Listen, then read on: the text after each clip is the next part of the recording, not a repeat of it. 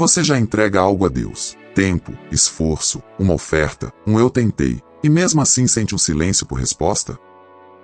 Como se o céu não estivesse bravo, mas também não estivesse satisfeito. E aí nasce um pensamento perigoso: então Deus é injusto. Mas e se o problema não for a oferta? E se o problema for o altar escondido por trás da oferta, o lugar onde você decide se Deus é pai, ou apenas um sistema de troca? Porque Gênesis 4 não é uma historinha infantil sobre irmãos com ciúme. É um diagnóstico espiritual sobre adoração. É Deus expondo, bem no começo da humanidade, um tipo de coração que tenta domesticar o Criador. E a pergunta que queima é esta: por que Deus olha com favor para Abel e sua oferta, mas rejeita Caim e sua oferta, em Gênesis 4:4-5? O texto não diz só que Deus olha para a oferta. Ele olha para a pessoa e para a oferta. Duas camadas do mesmo altar. Então eu te faço outra pergunta, mais afiada, mais íntima. O que exatamente Deus rejeita em Caim? O fruto? O formato? Ou o coração que tenta comprar aceitação, e quando não consegue, se enfurece com o próprio Deus? Você vai ver isso acontecendo agora. E, para que a palavra não fique distante, eu vou te levar para dentro de 3 histórias que respiram o mesmo tema: o altar, o coração, e o Deus que não se deixa manipular.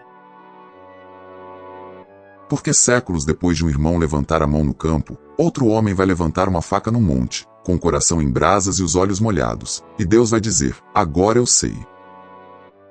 E muitos séculos depois disso, um grupo de gente religiosa vai encostar as mãos em moedas, enquanto o próprio Deus encarnado observa uma viúva e seus 2 trocados.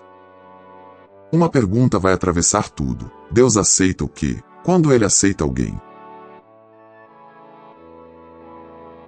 Em Gênesis 4:2, 2 caminhos se abrem dentro da mesma casa. Caim lavra a terra. Abel apacenta rebanhos. Não tem música de fundo. Não tem narrativa elegante. Tem rotina. Tem pele. Tem calo. Caim acorda e a terra pede suor. Abel acorda e as ovelhas pedem atenção. E o mundo ainda é novo, mas o pecado já sabe sussurrar desejos, já sabe inflar orgulho, já sabe ensinar comparação. Caim anda entre as plantas. Ele passa a mão em folhas ásperas. Ele sente o cheiro de terra úmida, mas não perde tempo com poesia. Uma frase só: ele trabalha. Ele se define pelo que faz. E isso é sutilmente perigoso. Porque quando você se define pelo que faz, você também tenta definir Deus pelo que ele deve te dar em troca. Abel, do outro lado, anda entre animais que não falam, mas respondem ao toque. Ele conhece o peso do corpo quente, o som do balido na garganta, o jeito como um cordeiro treme quando é separado do rebanho. Ele aprende cedo que vida é frágil. E quem aprende isso, às vezes aprende também a depender. Chega um tempo. E Gênesis 4:3 diz assim, e eu falo por extenso, para você ouvir com clareza. Em Gênesis 4:3, Caim trouxe do fruto da terra uma oferta ao Senhor. Isso soa certo. Soa religioso. Soa normal. Caim chega com as mãos cheias. Talvez uma cesta. Talvez grãos. Talvez frutos. Ele traz algo que nasce do suor dele. E aqui o coração humano faz uma festa silenciosa. Olha o que eu produzi. Olha o que eu construí. Deus vai ter que reconhecer. Mas presta atenção, o texto não diz as primícias. O texto não diz o melhor. Diz do fruto. Um pedaço. Uma parte. O suficiente para parecer devoção, sem ser rendição.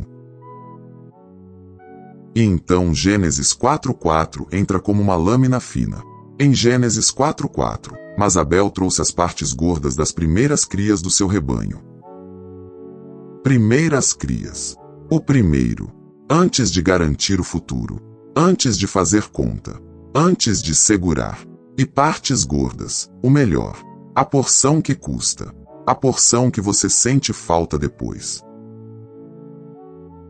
Abel não vem com uma sobra que não faz diferença.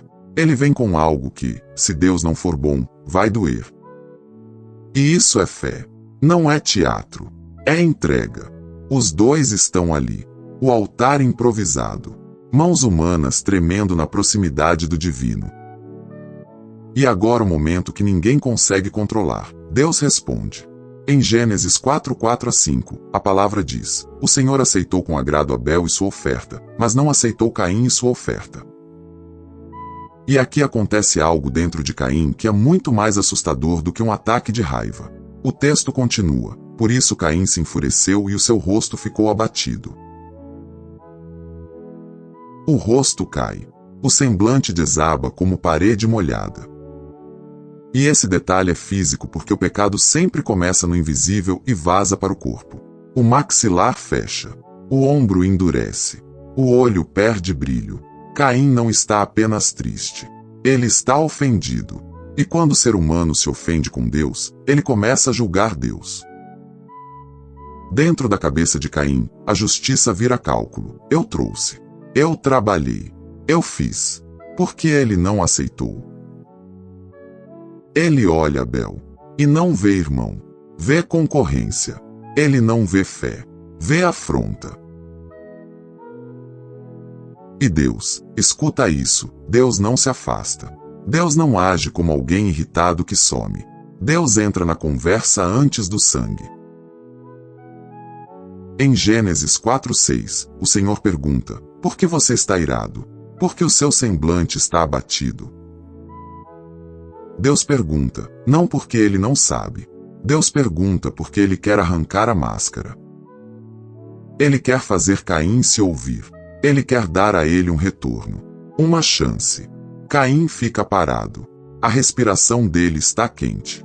Ele sente o coração bater como um martelo no peito. E, no fundo, ele quer responder. Quer justificar.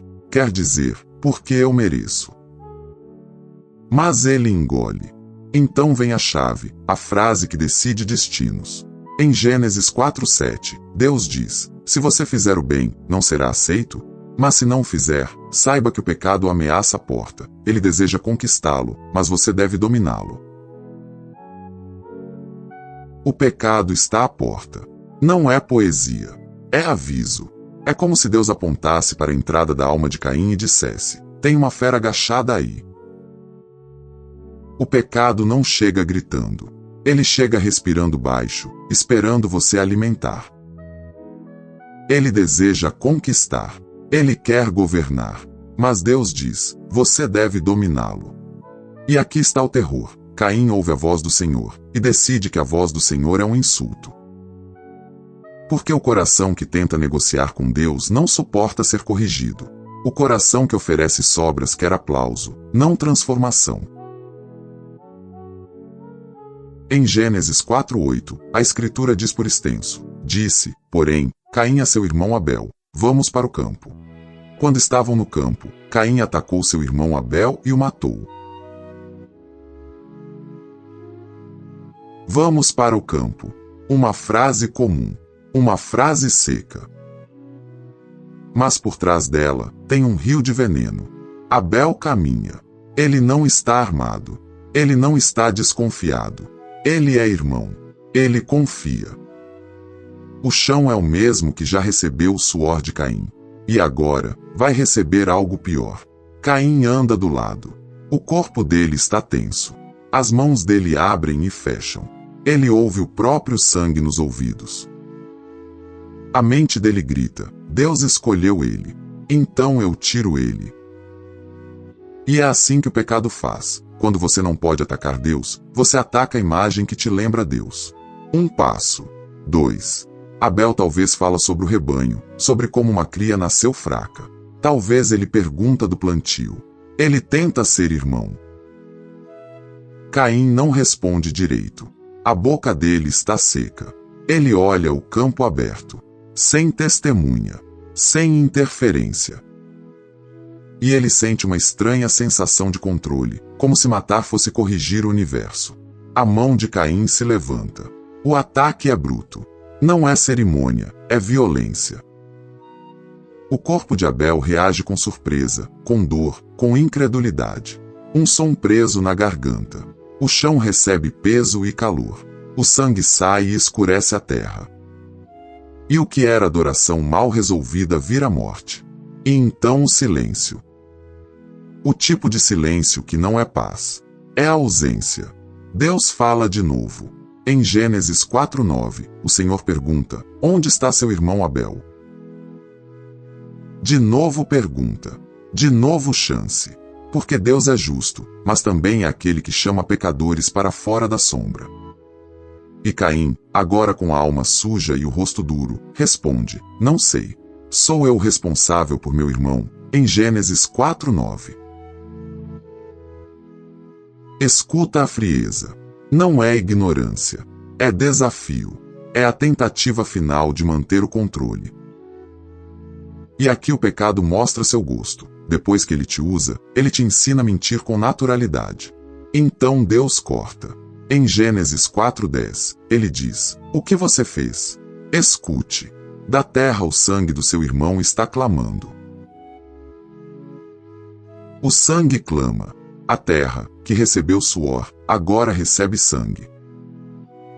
E a adoração falsa sempre derrama algo, nem que seja alegria, paz, comunhão. No caso de Caim, derrama a vida. E agora segura essa cena na mão, como se fosse um espelho quebrado.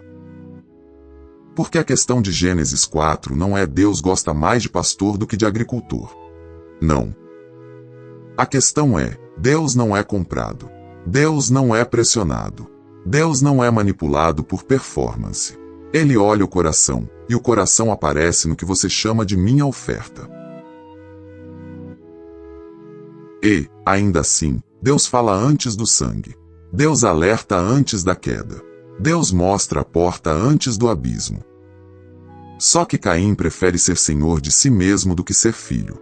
E é por isso que, séculos antes de alguém tentar dar algo para garantir aceitação, outro homem vai ser chamado a entregar exatamente aquilo que ele mais ama, não para comprar Deus, mas para provar que Deus é mais precioso do que qualquer promessa. E a história não começa com um assassinato. Começa com um chamado. O nome dele é Abraão. E o coração dele já conhece espera. Já conhece promessa. Já conhece riso velho que nasce tarde. E agora, quando ele acha que finalmente pode respirar, Deus fala de novo. Em Gênesis 22:1, Deus pôs Abraão à prova e lhe disse: Abraão. E Abraão responde: eis-me aqui. Duas palavras que Caim nunca consegue dizer de verdade. Eis-me aqui. Não eis minha oferta. Mas eis a mim. Então Deus diz em Gênesis 22:2, e eu falo por extenso: tome seu filho, seu único filho, Isaque, a quem você ama, e vá para a região de Moriá. Sacrifique-o ali como holocausto em um dos montes que lhe indicarei. Tome seu filho, a quem você ama. Deus nomeia o amor. Deus toca no centro. A ordem entra em Abraão como fogo frio. Não é só uma tarefa. É uma lâmina na alma. Abraão não faz discurso. Ele não negocia. Ele não tenta manipular. Ele sente. E ele obedece. Em Gênesis 22:3, na manhã seguinte, Abraão levantou-se, preparou seu jumento, levou consigo 2 de seus servos e Isaque, seu filho.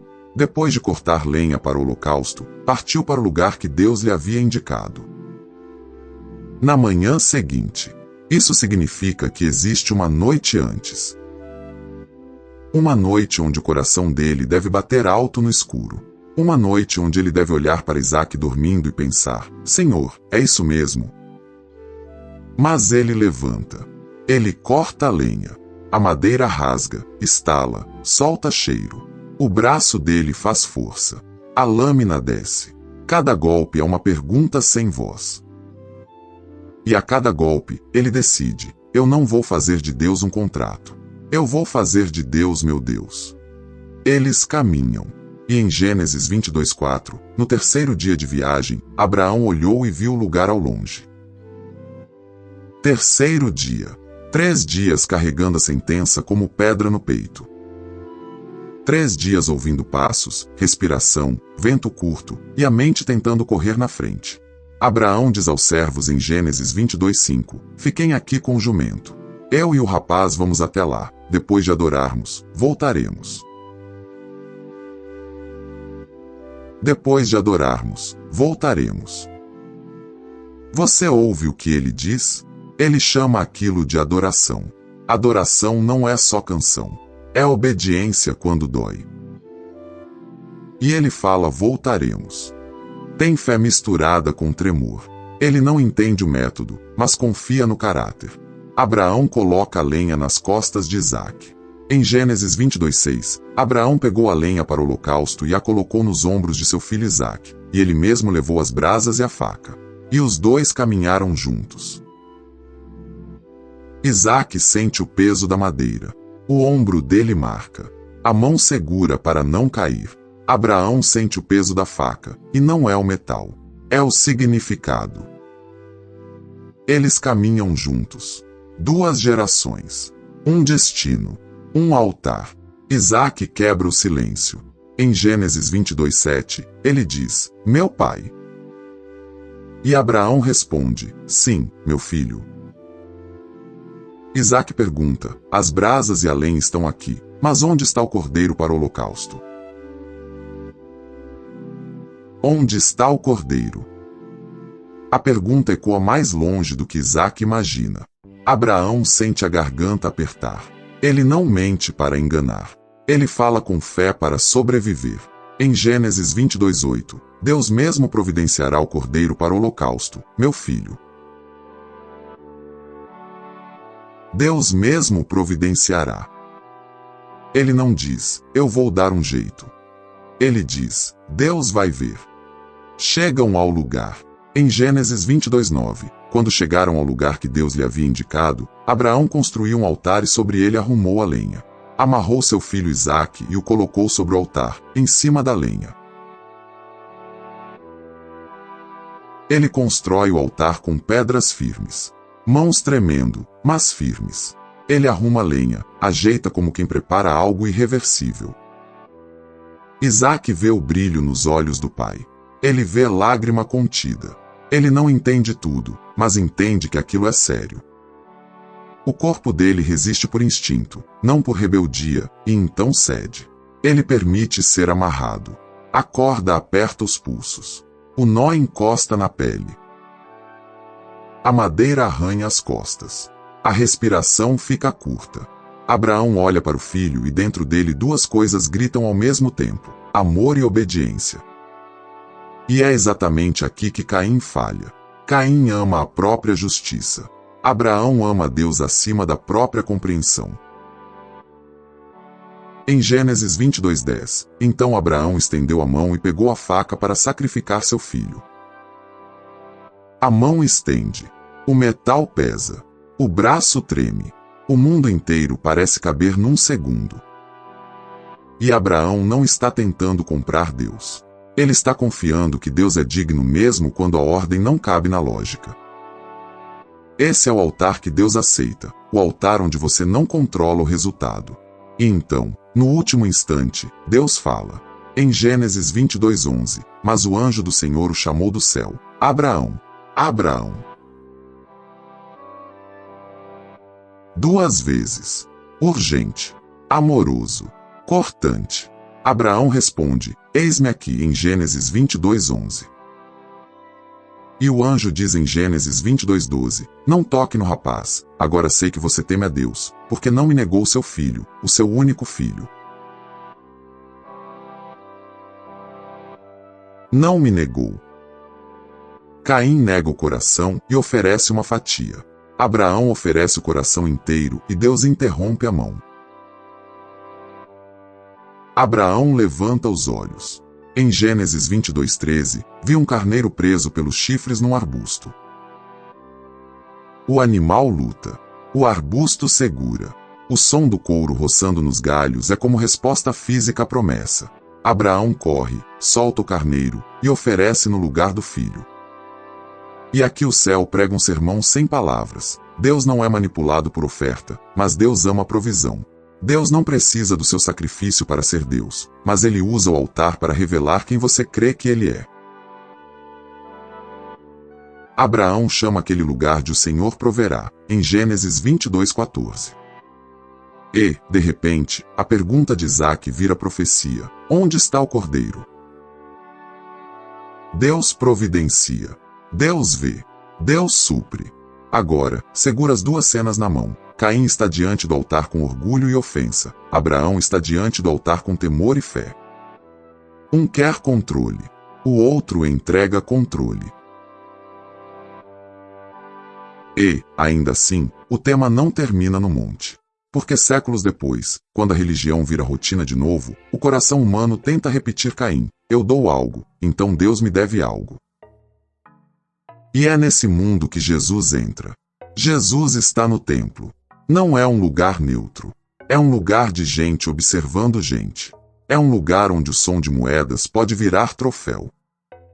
Em Marcos 12:41, está escrito: Jesus sentou-se em frente do local onde eram colocadas as contribuições e observava a multidão colocando dinheiro nas caixas de ofertas. Muitos ricos lançavam grandes quantias. Jesus observa. Ele não está contando dinheiro. Ele está lendo corações. As mãos ricas entram e saem. Moedas caem e fazem barulho. O barulho vira anúncio. O barulho vira olhem para mim. E o templo, que deveria ser casa de oração, vira uma vitrine. Então vem alguém que ninguém aplaude. Em Marcos 12:42, mas uma viúva pobre chegou-se e colocou 2 pequeninas moedas de cobre, equivalentes a um quadrante. 2 moedas pequenas, leves, quase nada. Mas, na mão dela, é tudo. Os dedos dela tremem. Não de performance, de necessidade. Ela não tem reserva. Ela não tem sobras. Ela não tem como provar nada para ninguém. Ela só tem Deus. E Jesus chama os discípulos. Em Marcos 12:43, chamando seus discípulos, Jesus disse: afirmo que esta viúva pobre colocou na caixa de ofertas mais do que todos os outros. Mais. Como assim mais? Jesus explica em Marcos 12:44. Todos deram do que lhe sobrava, mas ela, da sua pobreza, deu tudo o que possuía para viver. Ela dá tudo. E aqui está o mesmo fio de Gênesis 4 e Gênesis 22. Deus não está atrás do tamanho. Deus está atrás da verdade. Deus não está atrás do barulho. Deus está atrás do coração rendido. Os ricos dão do que sobra. A viúva dá do que falta. Caim dá do fruto, sem menção do melhor. Abel dá das primeiras crias, das partes gordas. Abraão coloca no altar o que ama. A viúva coloca no altar o que vive. E Jesus diz: isso é mais. Agora volta ao início, a pergunta que te trouxe aqui. Por que Deus rejeita Caim? Não é porque Deus tem preferência por carne e não por fruto. Não é porque Deus é arbitrário. É porque Caim se aproxima como negociante, não como filho. Ele oferece uma porção para tentar controlar a resposta. E quando não controla, ele acusa Deus e destrói o irmão. Deus rejeita a adoração que quer salário. Deus aceita a adoração que confia. E isso muda tudo. Porque o texto de Gênesis 4 não está gritando: trabalhe mais para Deus te aceitar. Está revelando: Deus não negocia com sobras e não é manipulado por performance religiosa. Ele quer fé que se rende. E aqui está o veredito espiritual, simples e eterno. Deus aceita a pessoa antes da oferta, e a oferta sempre denuncia quem governa o coração. Agora o espelho. Você pode ser Caim sem matar ninguém com as mãos, mas matando por dentro, quando a comparação te domina, quando a correção te ofende, quando você faz coisas para Deus, se ele não responde do seu jeito, você fecha a cara, endurece o peito, some da presença. O pecado fica à porta, e você começa a alimentar a fera com ressentimento. Você pode ser Caim quando sua oração vira cobrança. Quando seu dízimo vira chantagem. Quando seu serviço vira currículo. Quando seu eu faço vira um Deus me deve. E quando Deus, em misericórdia, te pergunta: por que você está irado? Porque seu semblante está abatido, você ignora e vai para o campo onde o coração faz estrago. Mas você também pode ser Abel. Você também pode ser Abraão. Você também pode ser a viúva. Não no sentido de se tornar perfeito, mas no sentido de voltar ao altar com verdade. Voltar e dizer: Senhor, eis-me aqui. E o ponto mais alto de tudo isso não termina em você dando algo. Termina em Deus dando alguém. Porque existe um sangue que fala melhor do que o sangue de Abel, como ecoa em Hebreus 12:24. Abel aponta para a fé. Abraão aponta para a provisão substituta. A viúva aponta para a entrega total. E Jesus é o cumprimento, o filho amado que não é poupado, para que filhos rebeldes sejam recebidos. Então o convite não é: tente mais. O convite é: pare de negociar. Em Cristo, você já foi aceito, agora adore como filho, não como negociante. E agora, se essa palavra te encontra, faz sentido responder com oração, não como fórmula, mas como rendição. Senhor Deus, eu não quero te tratar como um sistema. Eu não quero trazer sobras e exigir aplauso. Eu trago o que eu tenho de mais real, meu coração. Revela onde eu tenho alimentado o pecado à porta. Dá-me um espírito humilde, que ouve tua correção sem se ofender, que se arrepende sem justificar, que te ama acima do controle. E me ensina a viver como filho aceito, porque Jesus já derramou o sangue que fala melhor por mim.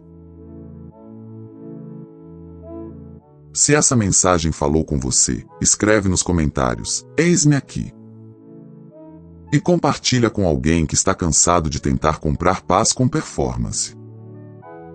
Porque Deus não quer uma oferta para controlar o céu.